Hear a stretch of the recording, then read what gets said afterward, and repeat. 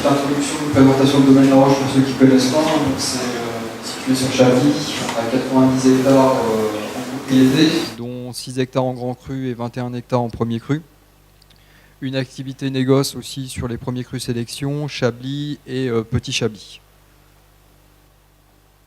Donc moi je vais vous présenter un système innovant pour maîtriser l'apport d'oxygène dans l'espace de tête. Alors on a travaillé depuis 2010-2011 au Domaine La Roche sur pas mal d'audits d'oxygène aux différentes étapes, et un des derniers points était abordé donc sur l'espace de tête. Donc un petit rappel des fondamentaux, hein. Déjà l'espace de tête, qu'est-ce que c'est, hein? Donc en termes de bouchage cylindrique, c'est l'espace qui est entre le bas du bouchage et la surface du vin. La capsule à vis, c'est le joint et la surface du liquide. Donc en termes de capsule à vis, on a à peu près 45 mm entre la surface du vin et le joint. Et là, dans le cas présent, hein, sur le bouchage cylindrique, on a 14 mm, ce qui peut varier suivant les longueurs de bouchon que vous utilisez. Après la mise, donc il faut une petite valeur qui est intéressante à savoir, c'est qu'un milligramme d'O2 combine environ avec 3 mg de SO2 libre. Alors, des petites valeurs hein, pour donner des ordres d'idées, hein, en contenance d'oxygène gazeux dans l'espace de tête. Hein. On a avec un bouchage cylindrique, avec une dépression à 0,2 bar avec un vide d'air, donc on a environ, c'est une valeur moyenne, 0,8 mg par litre d'oxygène gazeux, ce qui représente à peu près une consommation potentielle de 2,4 mg de SO2 libre.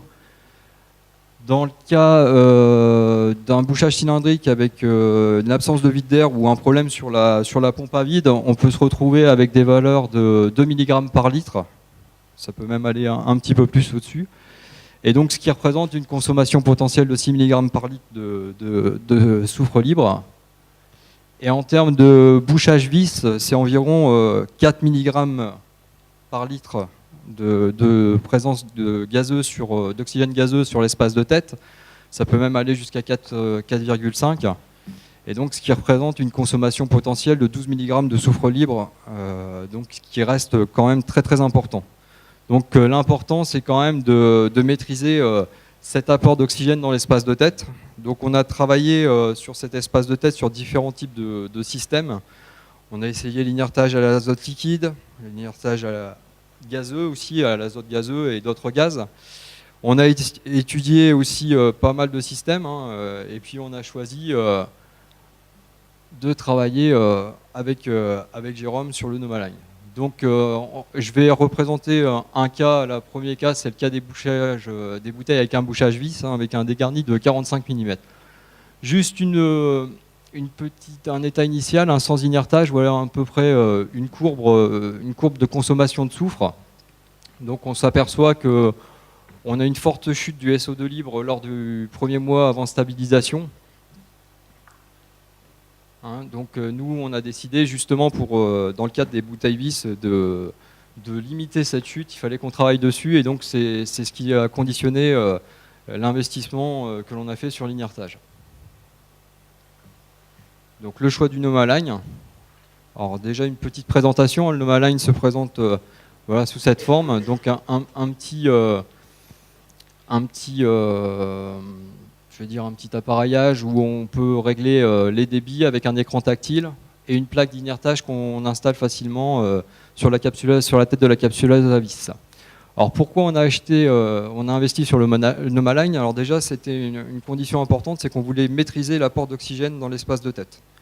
Donc avec ce système, on peut régler les deux débits, que ce soit l'inertage de la jupe de la capsule ou l'inertage de l'espace de tête. Donc ça nous semblait être vraiment important, et puis les essais ont montré que c'était très performant. Donc on inerte avec précision. Il y a un double inertage au niveau de l'espace de tête, hein. Donc on inerte l'espace de tête et l'intérieur de la capsule à vis. Et puis c'est une facilité d'installation parce que c'était très facile à installer sur notre machine, et puis surtout en termes d'utilisation c'est vraiment très très simple. On le verra tout à l'heure je pense dans les ateliers, hein. Donc l'efficacité du système, donc c'est déjà le fait de pouvoir régler les débits de gaz que l'on va mettre dans l'inertage, mais c'est aussi la plaque qui a été développée par notamment Nomacorp avec une société Elvamat, donc, qui a cette spécificité d'avoir une injection d'azote qui crée un vortex dans l'espace de tête, donc ça permet de créer vraiment un petit tourbillon et qui a un échappement d'air lors de l'injection de gaz, donc ça veut dire que ce tourbillon permet, grâce à cet échappement d'air, d'enlever tout l'oxygène qui est dans l'espace de tête. Alors, couplé à des analyses à l'aide d'un NomaSense, on peut définir des ABAC pour les réglages. Donc nous on a défini en interne des ABAC qui permettent de définir un petit peu le pourcentage d'oxygène qu'on veut apporter sur l'espace de tête. Donc ce qui fait qu'on a un contrôle précis de l'apport d'oxygène vraiment dans l'espace de tête. Donc ça c'est un petit exemple d'ABAC que l'on a fait de Jérôme. Alors les résultats. Donc là, vous avez une petite courbe, donc des petites valeurs moyennes. Donc ici, c'est sans inertage. Donc on voit qu'on est à 4 mg d'oxygène gazeux dans l'espace de tête. Et là, avec le double inertage, on arrive à 0,80. Donc qui est très bonne valeur, ce qui fait qu'on a une diminution de 3,2 mg d'oxygène gazeux, ce qui est relativement important. Et ce qui correspond à peu près à un gain potentiel en consommation de soufre libre de 9,6 dans la bouteille. Alors, j'ai prévu de vous présenter, donc c'est un comparatif par rapport à un système d'injection normale. Donc injection normale, j'entends injection normale, c'est les injections d'azote qui sont, ou d'azote ou de gaz, en mode gaz d'inertage qui sont vendus sur les machines actuelles par les constructeurs. Donc ça, ce sont des valeurs qu'on a pu mesurer dans le groupe. Alors voilà, vous avez deux types principalement, soit deux bus d'injection directe, soit une petite plaque avec l'injection sur la capsule, à l'intérieur de la capsule, la jupe de la capsule et sur l'espace, mais sans échappement d'air.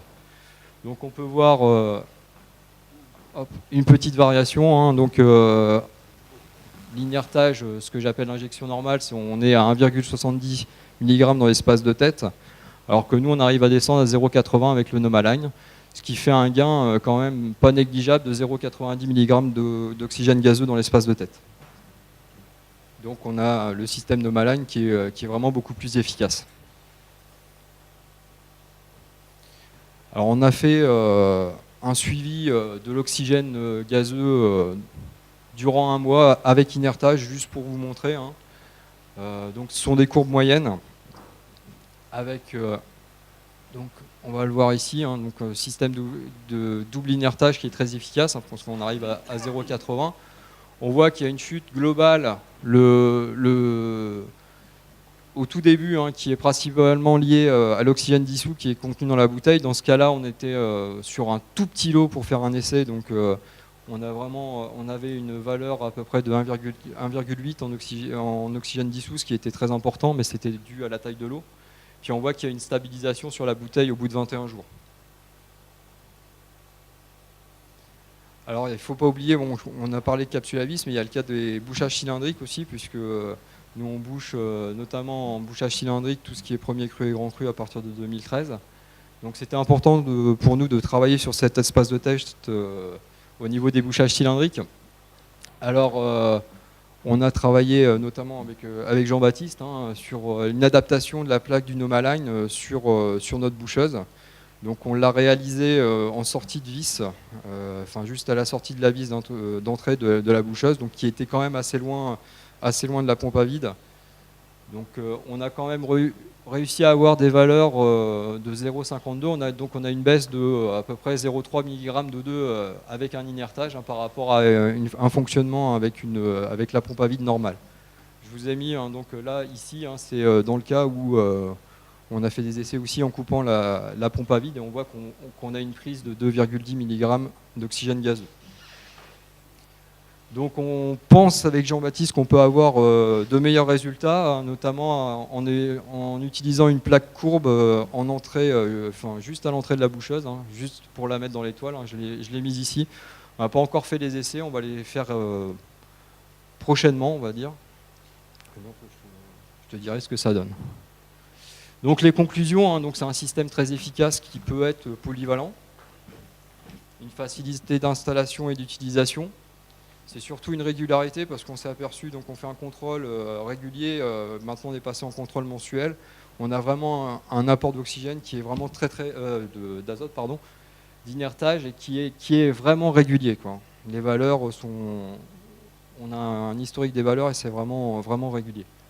Et c'est une possibilité d'adaptation et des réglages en fonction des types et des profils de vent. C'est-à-dire qu'on peut régler un petit peu l'apport d'oxygène que l'on veut en fonction des types de vent. Juste quelques applications suite à cet investissement au domaine La Roche. Hein. Déjà, le premier, c'est la baisse des consignes de SO2 libre à la mise. Hein. On a baissé nos consignes de 5 à 10 mg par litre. Par contre, une notion importante, hein, il faut corréler quand même tout cet inertage, on l'a corrélé avec des dégustations organoleptiques, hein, parce qu'on s'est aperçu que l'inertage c'était bien, mais ça peut modifier le profil des vins. Notamment dans le cas d'emploi d'azote, ça peut les durcir. Donc on a mis en place au domaine, de par cette expérience, deux itinéraires techniques hein, pour nos vins, c'est-à-dire il y en a eu un pour les vins dits à rotation rapide, hein, qui vont être consommés, on va dire, dans les 3 ans suivant la mise, voire plus tôt, et puis un itinéraire pour les vins de garde. D'un point de vue plus général, pour reprendre un petit peu ce que Stéphane a expliqué, et puis Jean-Baptiste, hein, suite aux audits et les travaux qu'on a menés avec toute l'équipe technique du domaine, sur tout le cycle de l'élaboration du vin, grosso modo, on a diminué les apports de soufre total de 40%.